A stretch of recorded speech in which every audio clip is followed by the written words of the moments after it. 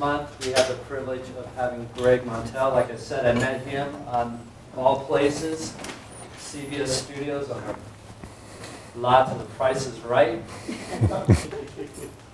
And I'd like to play now a little clip of what Greg Mantell is all about. Now, he flew down here last night from San Francisco. He was shooting up in San Francisco. He flew down here to Los Angeles. Came here today. On the night, he's going to Chicago. Then he's got to do some other things. He's going to New York. He's going to Vermont. He's going to San Martin. He's going to Bermuda. So he gets around. He travels around the world. He loves to travel. So let's see what this Greg Mantell is all about. Uh-oh. Uh-oh.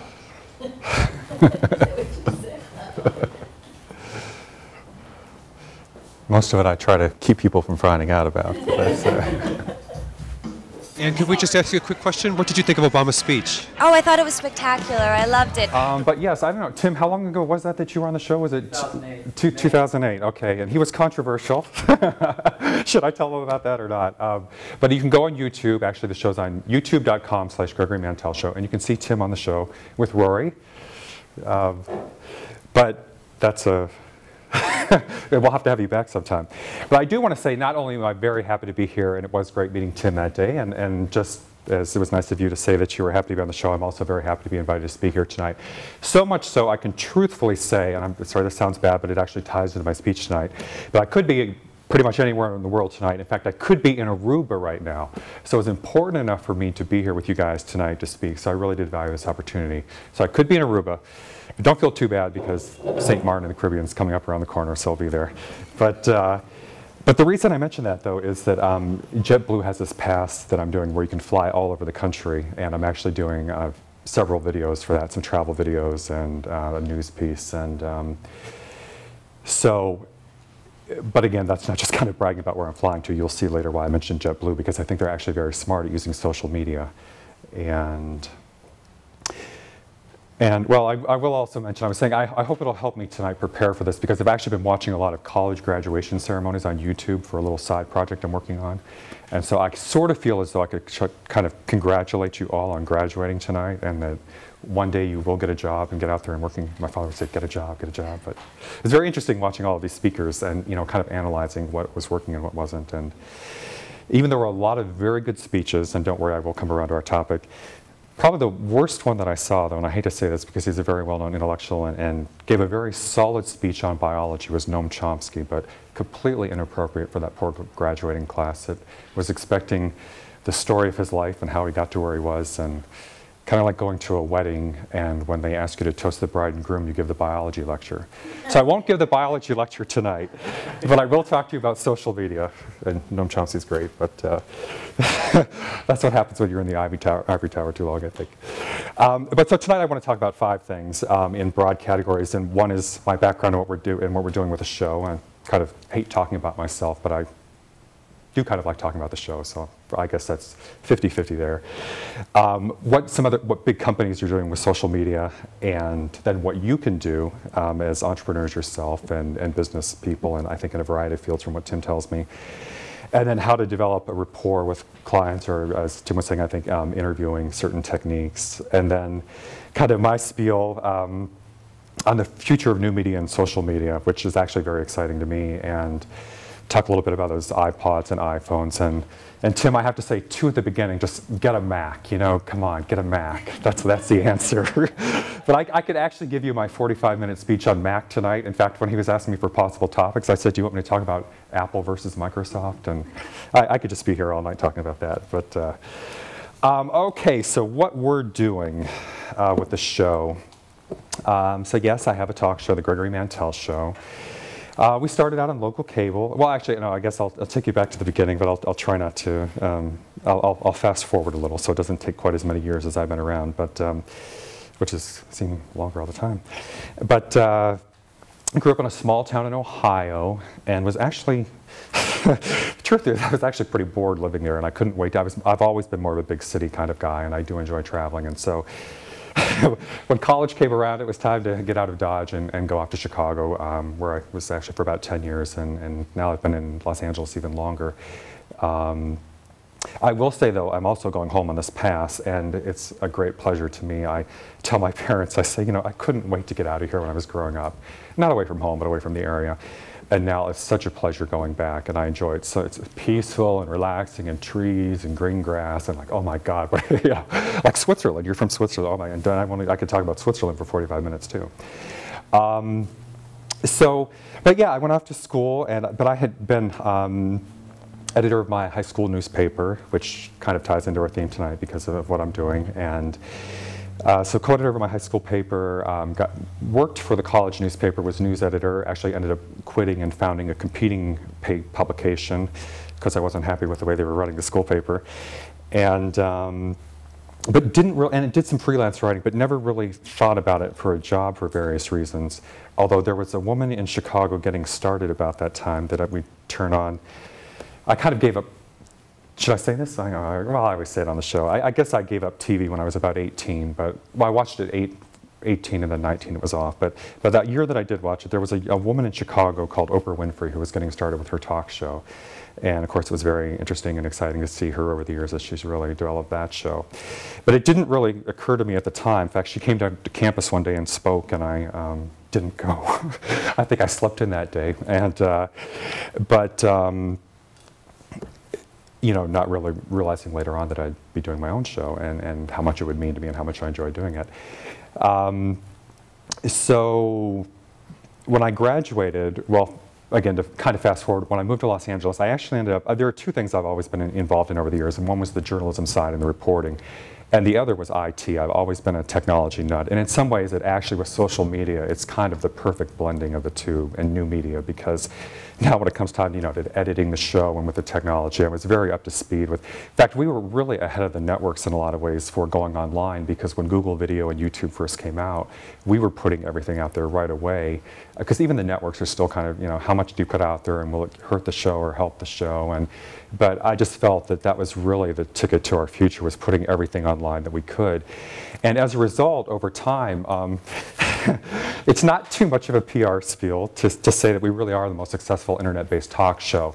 And now I qualify that. I mean, obviously there are the big national shows on network TV who spend millions of dollars on advertising every year, like Oprah, and you know, had been on TV for 25 years, but they didn't start out as an internet show, and she doesn't put her show, she puts little clips on the internet and the other shows. But I mean, we're really, that's our primary platform for distribution, even though we're on cable TV in New York and LA. And it's growing all the time. And we've had, you know, it's in the millions of hits on YouTube, and it's growing. And based on the email that I get from people all over the world, you know, that's really what's encouraging, you know, to me, and makes me believe in where the show's going, because, you know, well, again, well, since you're here to hear about new media, and I don't know how many of you are in the entertainment industry, but you know, you can be your own, you can completely bypass the networks. I mean, Google and YouTube are as big as the networks and as powerful as the networks. And the networks really themselves aren't sure where it's going for the long run. I mean, the newspaper industry is really struggling right now. You know, will it, and I have not, you know, I'm certainly not against the news business or the newspaper industry, but a lot of things are changing and people wonder where it goes. And I will say I'm also a member of the Producers Guild of America in the New Media Council, and so one thing I hear being in the Producers Guild a lot, you know, is just the internal struggle in the industry about where new media is going. Of course, the big thing everybody wonders is, can you make money with it? And actually, I'm happy to say these days you can, because of revenue sharing with YouTube. You know, I get a check every month from Google, which is nice, and I think you'll just see more of that over time, and there will be more money and real money. And there are bloggers, you know, like Perez Hilton, who makes all kinds of money off of his advertising from his blog. But so yeah, and we also have a presence for the show on Facebook and MySpace. Remember MySpace, when the people actually did use MySpace? You know, it's a tough world, and I would say, you know, remember Tom? Nothing against Tom, but remember it was cool to be Tom or have Tom as your friend. And I think, does Tom have any friends on Facebook now? You know, I don't know. It's, or maybe he's on there. Maybe he moved over to Facebook now. I don't know. But it does change very quickly, of course, and of course then along came Twitter. And even though we've been very progressive with new media, I'd like to believe, as I say, really, we were the first talk show in the country on Google Video. I mean, of course, you know, nothing else was really out there, but we were on there, and it's been about, what, 5 years now, I think. And but so even though we're pretty progressive with new media, I remember one day somebody was telling me about Twitter, and I was like, what? Twitter? You put 140 words? Why? Because I thought it was like when I used to send really bad text messages in the beginning to like, at the movies, you know, to my family, and you know, like, who wants to know that, you know? And so I just couldn't get my arms around Twitter. And then lo and behold, I mean, you know, now, and I'll come back to Twitter later on with some probably ways you can use it a little more effectively than just at the movies.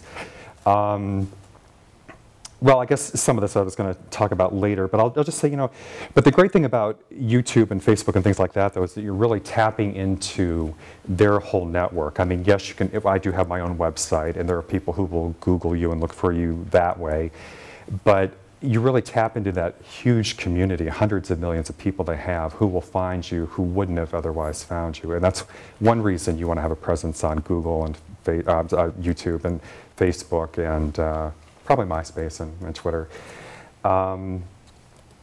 Let's see, so for the long run, gee, I guess I said I didn't want to talk about myself, and I guess I'm going on quite a bit about it, all right. But for the long run, as I say, you know, it's exciting to hear. In fact, for the next show that we're doing, on this crazy trip, I leave tomorrow, and then to Seattle, and then Chicago when I come back.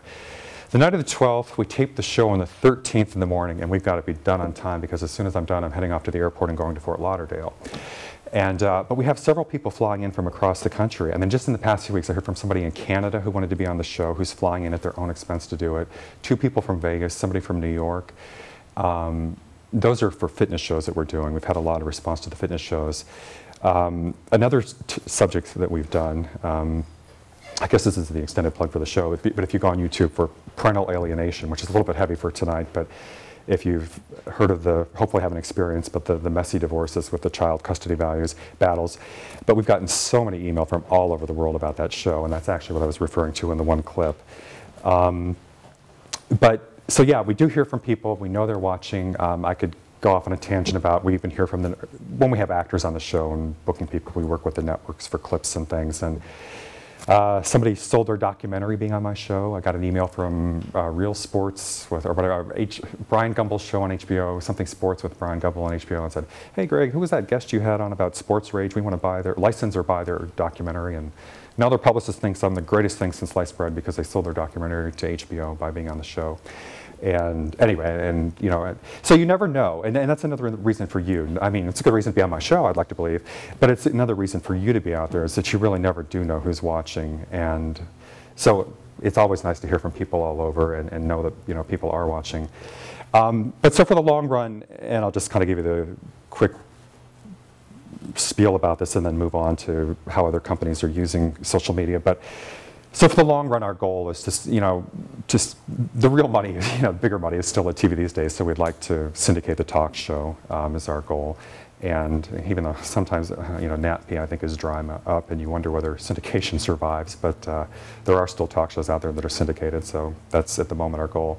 But in addition, I've also done the Travel Channel Producers Academy, and so for this trip, I'll be shooting videos, and the Travel Channel knows I'm going, and I'll be submitting the videos to Arthur. Hi, Arthur. And they'll love them and buy them. Remember that, Arthur.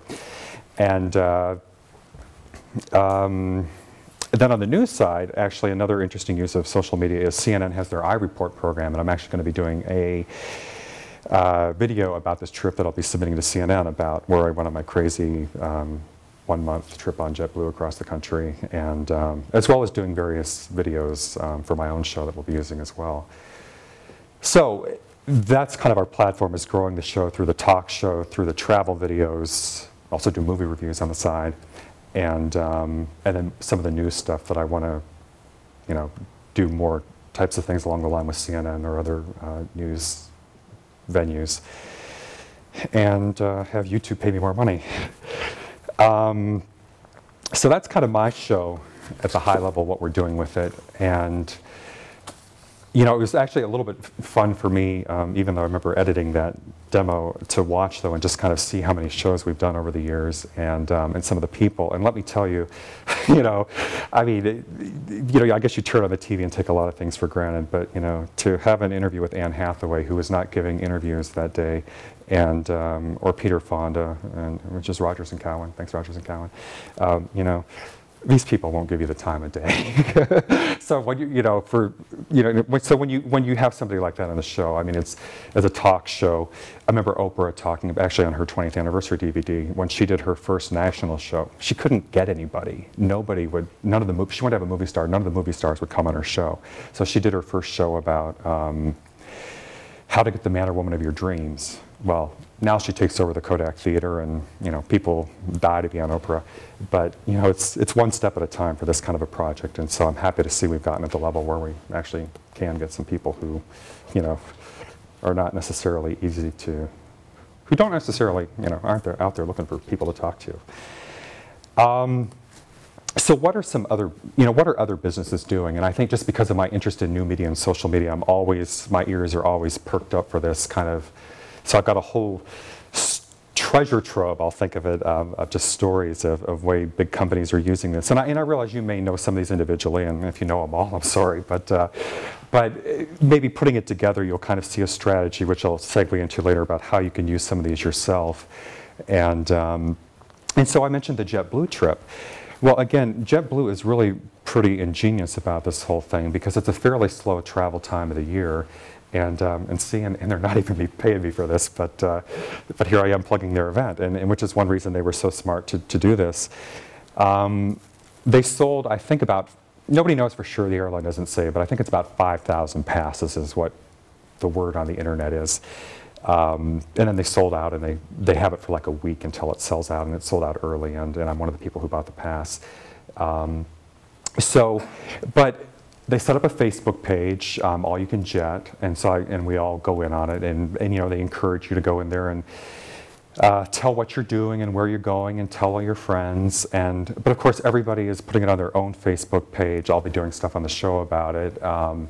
So really, they've got at least 5,000 people out there twittering about JetBlue and putting things on on JetBlue. They're selling, T-shirts. They give us all passes. They actually took my picture at the airport the other morning when I thought they kind of wouldn't be I knew they were trying to welcome people, but I didn't think they were actually excited when I told them I was going all month, which I figured other people must be doing it too, but they took my picture and made a big deal out of it, and so anyway, that was nice of them.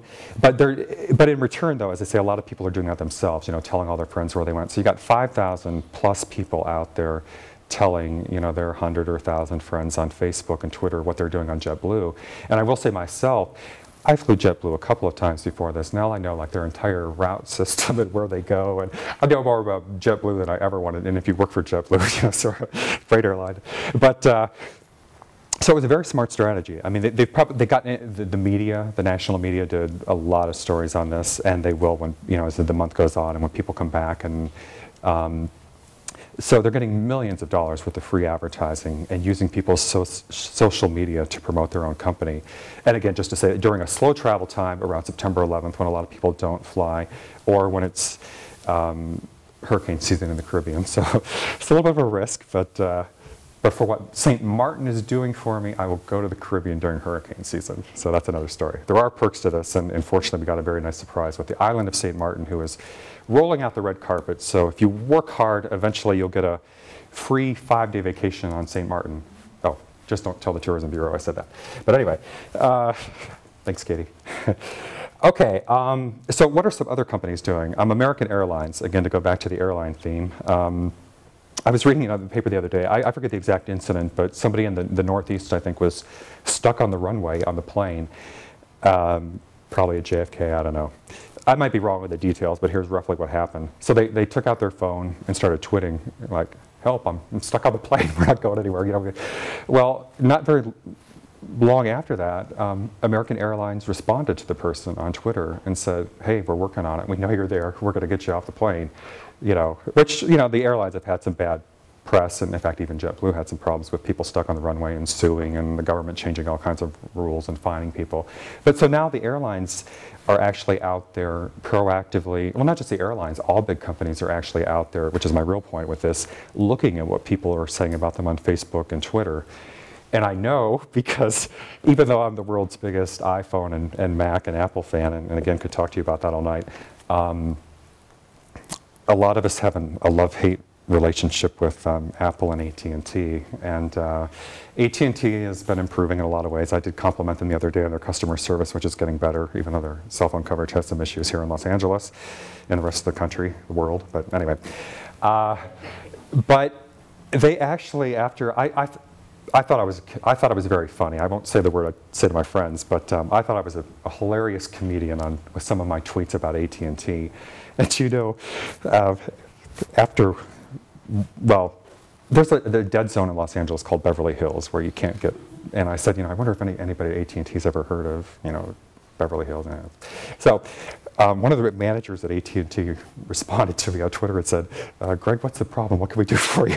So anyway, but I was actually impressed that they were out there looking and monitoring what people say. And because no matter what your Twitter following is, I mean, if it's a couple hundred or if it's thousands, or if you're Britney Spears and Lady Gaga and it's in the millions, it's bad word of mouth to hundreds or even thousands of people. Some of my tweets were retweeted by other people across the country who, you know, did it to all their followers. So it really is a very effective, you know, I believe in Tim's message about being positive, but I'll tell you, I do believe in good customer service, and if I don't get it, I will let you know. You know, credit where credit is due, but you know, if I'm not happy as a customer, I think you have a right to do that. And Twitter is a very effective tool for doing that these days, just as consumers, let alone business people. Now, as business people, you need to remember that because your customers may be out there doing the same thing for you or against you. And now, in a little bit of a different tact, I will mention, going back to YouTube, that BP, of course, with their recent situation, was on Facebook, having all kinds of videos about BP, and I'm sorry, on Facebook, on YouTube. They had a whole page of YouTube videos. Now, the problem with that, I think they were probably a little too aggressive with their PR in the beginning, which probably alienated people. But they realized the value, though, of using YouTube to get their message out to the public. And, you know, I think they've gotten better at figuring how to reach out to the public. But that is another venue, is YouTube. Obama is on YouTube. Queen Elizabeth is on YouTube. Or I should say the White House is on YouTube. You know, there are a lot of big companies and organizations that are on YouTube and have their YouTube videos. Certainly going back to more the media side, you know, the networks are using YouTube not only to promote their own shows, but a lot of TV shows I've noticed lately, you may have seen this yourself. I think American Idol, maybe you can, or America's Got Talent. Some of these you can actually go audition on the web on YouTube and submit an audition to them. The producers of American Idol have a new reality show coming up. I actually got an email from on MySpace, asking people to submit videos to them online. So the networks are using all these online contests for finding new talent, and that might also, you know, another way for looking for people, and which, you know, if you're a Hollywood talent agent, kind of gives you pause to, you're kind of being bypassed on that end. And again, more on the Hollywood theme, I'll just mention that having watched some of these graduation videos, I watched Lisa Kudrow's at, was it Vassar? I think it was, talking about the web series that she's doing. And then in my demo here, and I think she sold it to Showtime. They were doing it on YouTube and sold it to Showtime, I think, although I'm sorry to say I haven't seen it, so I don't know if it's still on or not. But, and John Schneider, who is in that video, his publicist just contacted me the other day and invited me to a premiere of a new web series of his, Dating in the Middle Ages, and she'll love me for working that in.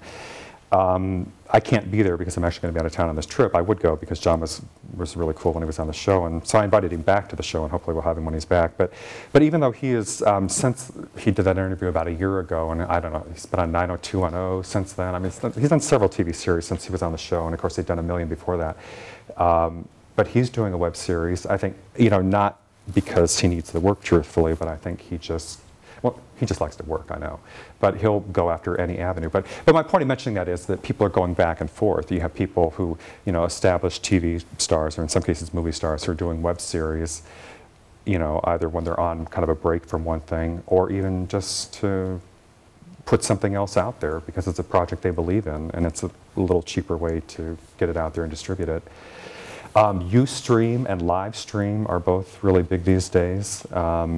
I admit that's probably something else I should be looking into. Maybe Tim should be live streaming this event tonight, I don't know. I don't know enough about it myself, but I think you could even do it for free on some of these sites, and that's kind of the new Twitter for video side of it. I think the networks are using that more, and you know, you can have live events and have somebody else pay the cost through some of these, I think. Again, with all of these, you know, you're talking usually no expense other than the production side of it. And then there are things like user-generated commercials, and I think fan-generated. Well, on the business side, you've got big companies will have people make commercials and submit them, and if they like them, they may use them or pay you for them. But that's kind of a way of using social media to reach out to people. But bands are also doing the same kind of thing, established music acts, or even maybe up-and-coming, for music videos, and so it gets the fans excited. They create something, and maybe their favorite band will actually use it.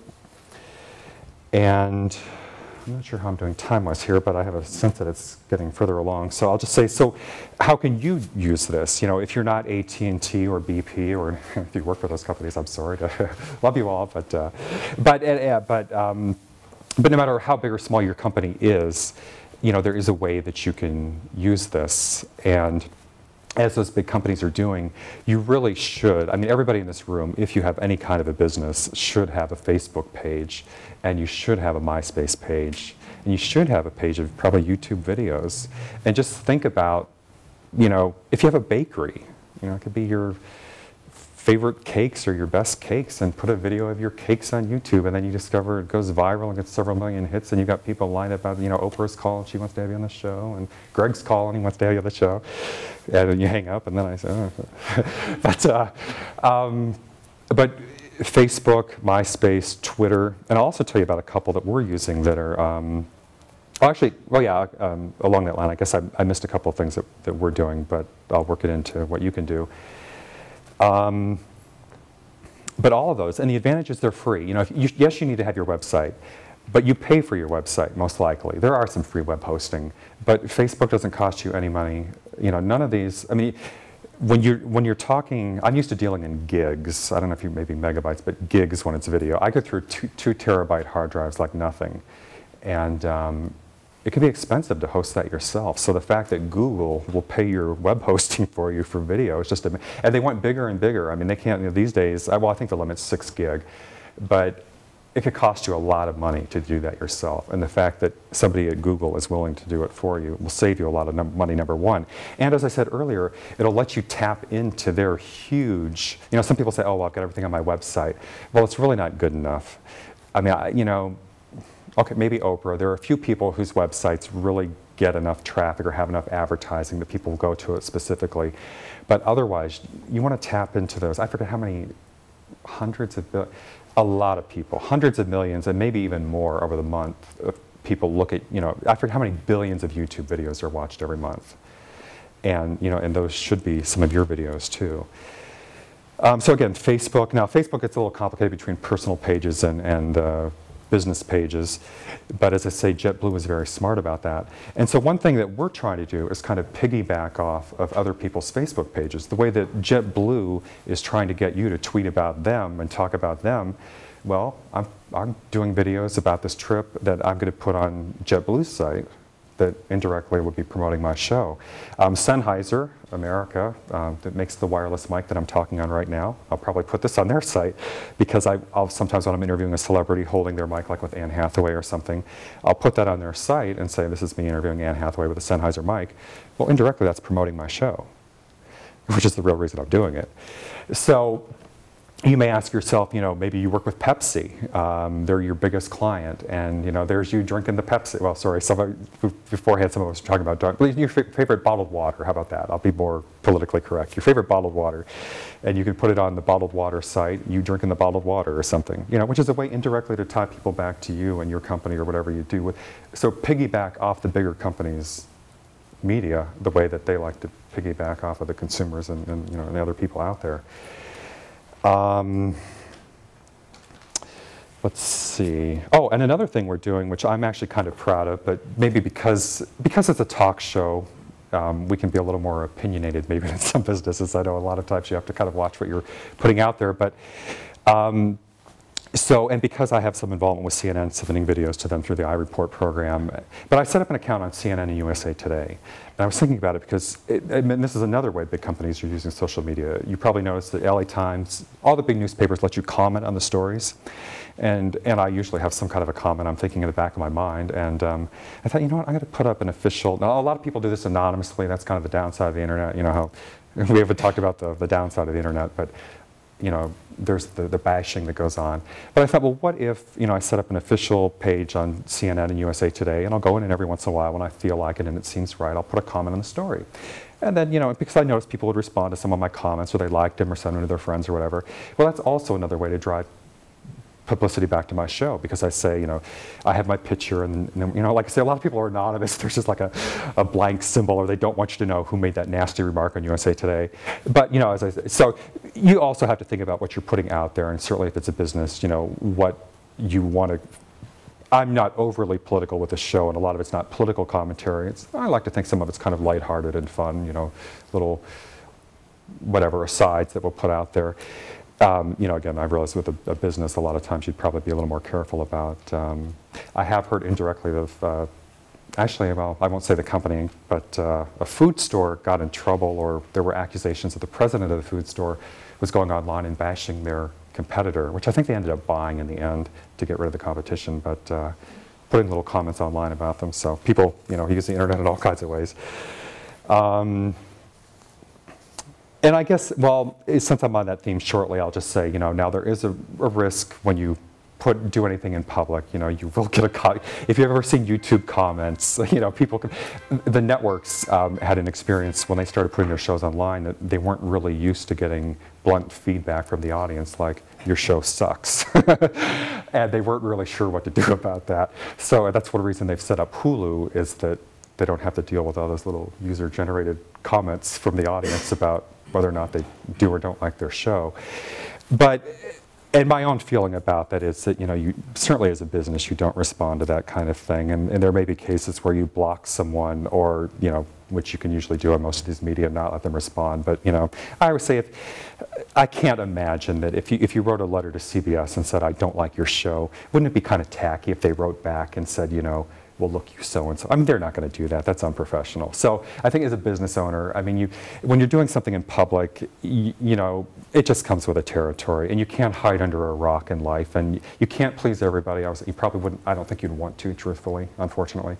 And, but you can't, you know, if you're a business and professional, you can't get down in the mud and have a war with the, well, at least I'm thinking more from the show side, but you know, you can't have a war with the audience or something. And again, fortunately, you know, we get a lot of positive feedback about the show, and I don't feel wrapped up in that, you know, but I read a lot of things on YouTube, and they'll say it, you know, anything about anybody. So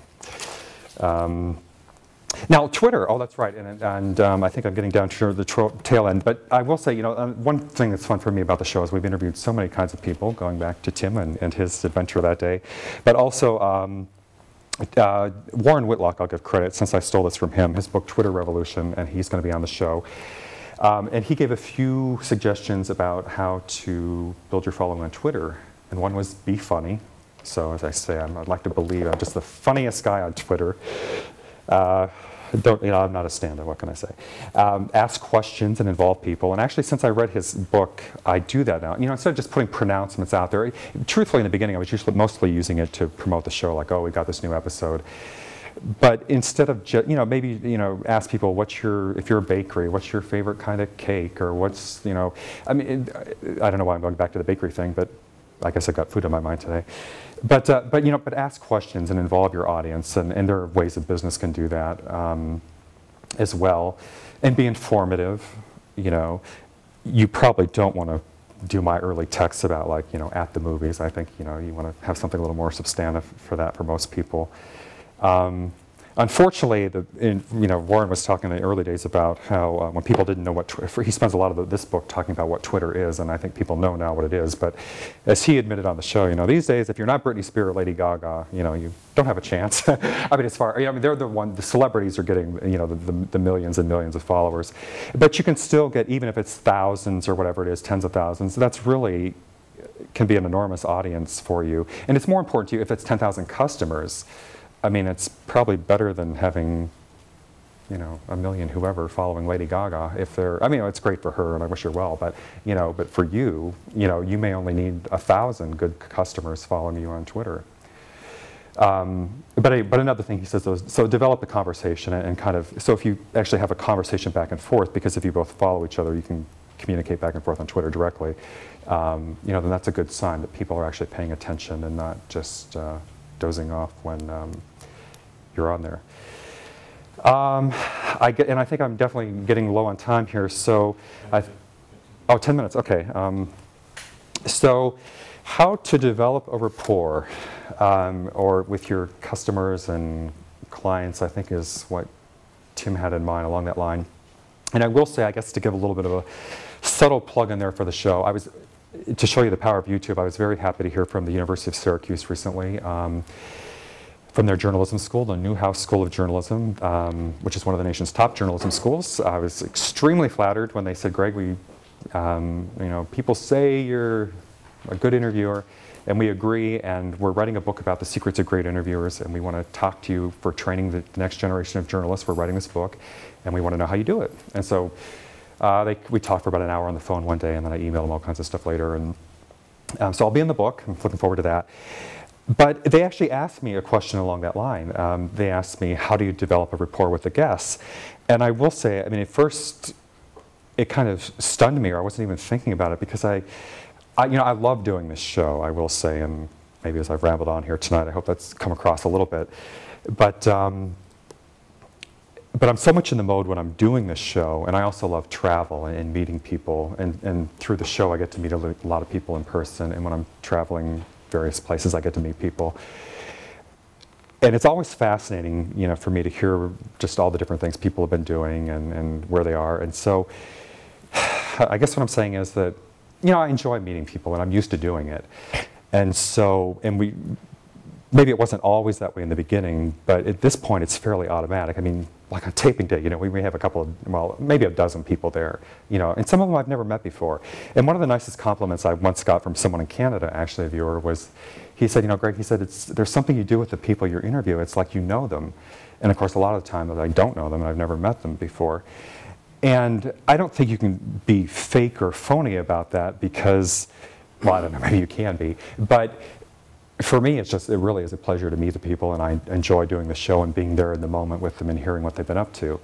And so anyway, the reason I'm saying that is so when they asked me, like, how do you develop a rapport, I thought, well, there's also a self-confidence that comes from doing it, and I've gotten to the point of having done it enough that, truthfully, I feel like it's going to go well when I meet the people, and it's more unlikely that it would shock me if we didn't get along, truthfully, when somebody comes to the studio. And there are reasons for that. I remember, you know, we have them booked, and if they didn't want to do the show, they wouldn't be there. And so, you know, these are business people, they're professional, they get there, you know, it's pretty odd, you know, you shake your hand, how are you doing, and all this. And so some of it usually goes so smoothly. I thought, well, but I thought, you know, but there is something I'm doing with these people, and when I talk, because sometimes we'll do a pre-interview in advance, not always, but sometimes. But a lot of it, and I don't know, it may not sound like anything great, but it really is the key, I think. Number one is just, well, being interested or excited helps, but I think being positive, being professional, and again, I know that might sound very trite, but you know, look, and I'll notice when guests do it back to me, and it's even kind of affirmation, and you can tell the real pros. I mean, I've interviewed so many people who've been on every show in the country, from, you know, Oprah, any national, you know, CNN, day, nighttime, any show you can think of who've been on the show. And you can really tell the people who've been around, the real pros. And a lot of people are very good, by the way. And then, you know, on the rare occasion when there's somebody who's not as experienced that kind of stands out. But, you know, but there is that kind of there's a little bit of a cheerleading, a rah-rah kind of thing, you know, looking forward, can't wait, great to meet you. And there is something that happens, though, by doing that. And again, you might say, well, is that fake or is it phony? But, well, number one, I have a lot of say in who we have on the show, and so it's, you know, a topic that I'm interested in, or I think there's something there. So, you know, there's something genuine to it. But by doing that, you know, and they always say, too, I think, that they've done studies that if you smile, except when I'm taking a photo, I feel fake when I'm taking a photo smiling, but if you smile, that psychologically it really does affect your behavior, and you start to feel that smile internally. And I think a lot of people in the business would tell you that, too. But it's true. So if you do those kinds of things, you know, if you are excited, it really builds. It takes on a life of its own, where you're both you know, and I've met, you know, some great friends that way too, people who I never knew before in my life, and you know, so that's the one thing though. It's just being positive and professional and sticking through on that, I think, and letting people know that you're interested in what they're doing. And I unfortunately don't have the book here tonight, but I just want to throw in a little aside from someone else I had on the show not that long ago. The show isn't online yet, but will be. But Mary Buffett, who is Warren Buffett's former daughter-in-law, was on the show about her book, Warren Buffett's Management Secrets. She's written all these books about Warren Buffett from the family experience. And I was happy reading that book because a lot of the things that she said in there I really felt were true or felt I'd been using in various ways. And it was nice because, you know, no offense, because I think there is a technique and a way to work on this, but instead of just having somebody say these things, here was somebody who was doing it in a big way, you know, financially, had been successful with it. But again, the same kinds of things about being positive and professional.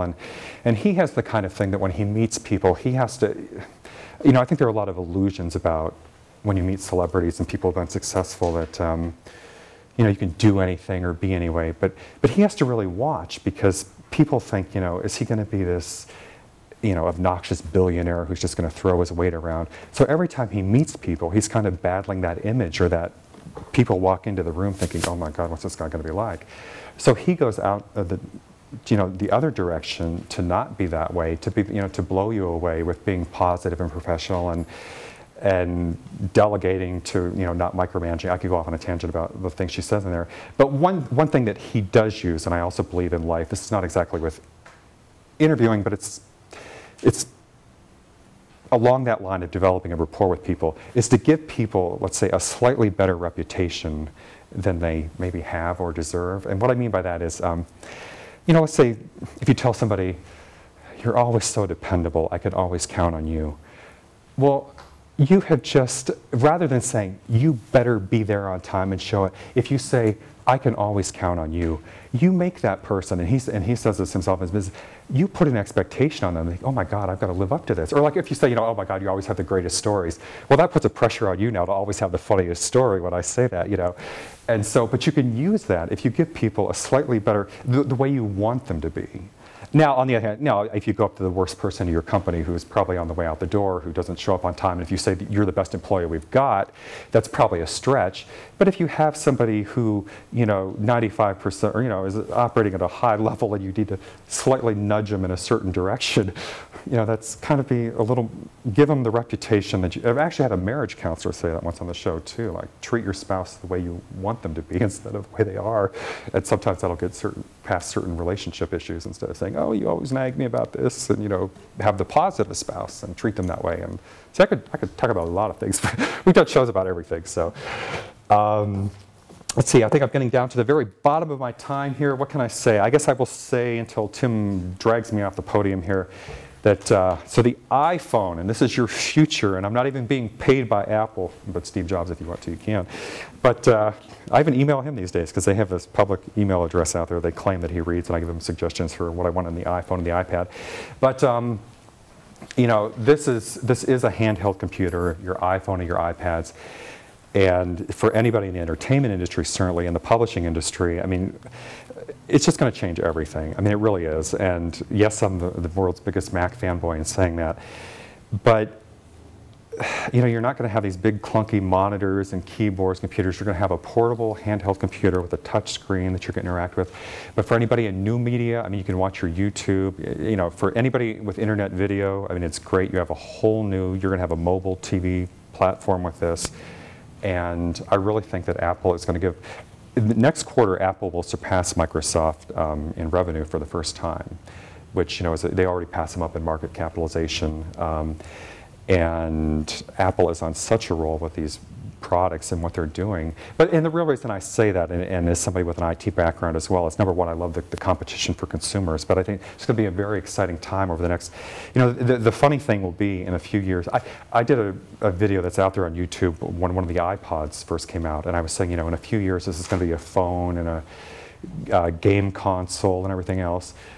And now, you know, of course it is, it's the iPhone. So looking back 5 years from now, you'll laugh if you look at this video then and say, he was holding up that phone, my God, now it's, we're communicating with the moon on this, and it's, your business is on there and you're getting a lot of customers. And so use social media, new media, but it is the future. A lot of it's free, and just do what the big companies are doing. You really should. And if you're not, if you have a business, that's a big mistake. So I think I talked you to death. We'll open up for any questions you might have. Oh, that's okay. Greg? Yes. Do you mind if I defer to Switzerland first, but you'll be second, so. Well, thanks for your talk. Is YouTube revenue sharing your primary way of monetizing your show? I'm sorry, I never saw your show, but do you have other ads on there? Or? Well, we do get money from YouTube. They're a little bit mysterious about how much exactly you get, but I will say this, they don't tell what their formula is for paying people. But just to give you a few examples, I mean, there are other ways, as I say, these things for the Travel Channel and there are other ways we make money on than just YouTube. We also have a studio, by the way. We've run out the studio. We also produce other events. One thing going out there and doing this, we realized, so we have a little production company for producing other events if we're not shooting something else. So that's another way to make money is because I work with a lot of publicists and people who are always looking for things to have things shot. So there are other ways to make money with it. But to give you two examples really quickly, they say the Susan Boyle video, that the company behind Britain's Got Talent did not have revenue sharing turned on with YouTube. If they had, they would have made over $1 million just off of that one video. The wedding people that had that little wedding dance, I think they said they would have made, or did make $25,000 off that particular video. So if you find, there are people, you can make 6 figures or more on YouTube if you have something that's well watched. So you actually can, make a living off of YouTube if you're successful enough with it. And was that a strategy going in for you? Was it well, just my belief in the beginning was just it was a way to get the show out there internationally. And I'll say that one thing. You can. By putting it on the internet, you have a worldwide audience. It's very hard, even for the broadcast networks, to have a show on the air worldwide everywhere, but the internet lets you do that. So I really just saw it as distribution, and now the revenue share side has kicked in since then. So I hope that answers everything. I just wanted to ask a quick question about the iPhone. Do you know when Verizon is going to? That is a big question. Oh, and that's one thing that I left off when I was giving my spiel about where this is going. But, there have been all these rumors. Nobody knows. Apple won't say. There are some, apparently AT&T made a comment in their annual report that they would be just fine without the iPhone, so that people were saying that was the writing on the wall, that the contract is going to be coming up in Verizon. There's rumors that that Apple has a supplier that's making Verizon components for their network. But I will say, one of the wisest things Steve Jobs said, and thank you for reminding me, is that he called the iPod Touch at their latest rollout the iPhone without the contract. And I really believe that they're actually going to be competitors with the phone company, because now you can do video calling with FaceTime, but it's like Skype. You don't need a phone company. So, and they have and will have hundreds of millions of users on this, and I think they'll actually make it a platform that will not work on iPhones. I really think, in effect, Apple will become a phone company. And the way that the newspaper industry is being killed right now, the phone companies could actually be killed off by and now that Apple, there was Skype and stuff, which hasn't quite, but Apple is the company that could do it. In the same way that email killed the telegram, they may have just killed the phone companies, and they don't even know it. And that'll be huge, because think of how many, So I actually emailed Steve Jobs and said, will Apple become the world's biggest phone company? So even if they're not on Verizon, it may not soon matter, because you can bypass it. I'm sorry. You were saying that your fitness shows pull a lot.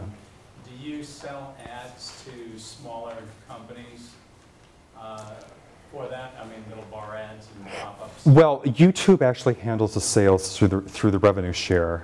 We get the money from YouTube. They sell the advertising, and they take their cut, and we get our cut. We are interested always in looking at, I felt we've always had a fitness market, and so if there are companies that want to partner with us, and there are other ways that we could do that, sure, we talk about it. But we do get money in other ways. It's not just from fitness companies, though. Yes? Just promoting myself. Oh, well, hey, let's talk. No, I'm serious. We really do have a big fitness audience, and so. Greg, when you work your deal out revenue sharing You get an attorney, or do you do all that your own? Well, I mean, for better or worse. Now, if you're dealing with the networks and licensing, you know, that's a whole different story. My agent would handle that, and he's always, I call him the shark, and that's his job to squeeze the money out of it.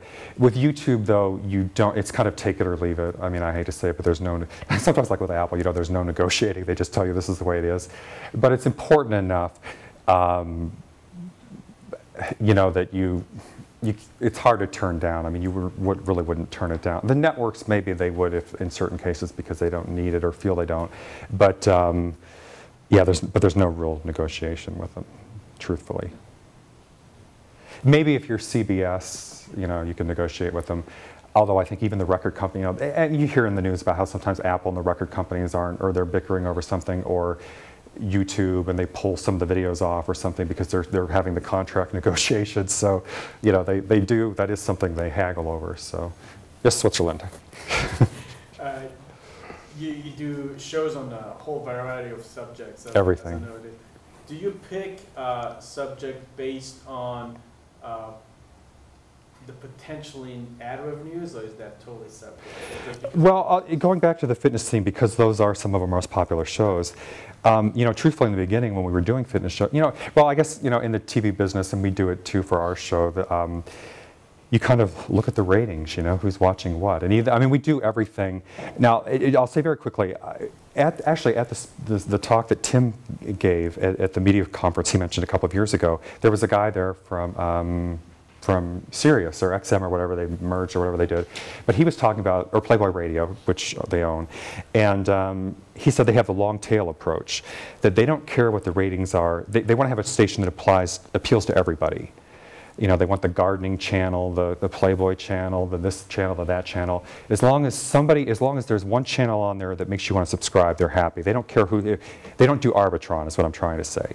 And I thought that was very interesting. So in a way, we kind of do both. So we do that same thing. We do shows about anything and everything. Some are more popular than others, but we have kind of, at this point, we have the flex. We're not like live or die by the ratings the way the networks are. So some shows may not be watched as much, some are watched more. On the other hand, we do watch, you know, when something is really a big hit. And the fitness shows in the beginning, I thought maybe we were doing too many because I think, you know, you can't do every show a fitness show.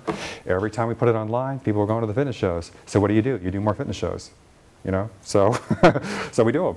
So we, you know, that's. All right. One more. Okay. Yes. One more question. Where's your studio? We are in Redondo Beach, just off the 405, conveniently located. 10,000 square feet. For rent. Now, another round of applause.